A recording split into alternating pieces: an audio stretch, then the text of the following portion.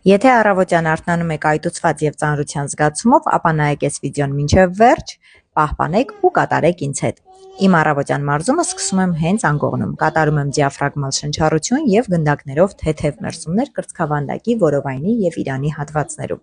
Հետո անցնում եմ կոնքի շարժումներին, որտեղ գտնվում են խոշոր լիմֆատիկ հանգույցները։ Աշխատում եմ ողնաշարի թեքումներ, շրջանաձև շարժումներ կատարել, մեծացնելով շարժունակությունը կրծքավանդակում, ողնաշարում և խթանելով լիմֆայի հոսքը։ Սրանք պարզ շարժումներ են, որոնք օգնում են նվազեցնել ծանրության զգացումը և կանխել այտուցների կուտակումը օրվա ընթացքում։ Իսկ այս ամիսի օնլայն իներցիա ակումբում մենք ամբողջությամբ աշխատելու ենք հենց այտուցների դեմ։ Այնտեղ ես կկիսվեմ պրոֆեսիոնալ տեխնիկաներով, որոնք մեկ թեթև մարզման ընթացքում կարող են նվազեցնել 300 գրամից մինչև 1,5 կիլոգրամ ավելորդ հեղուկ։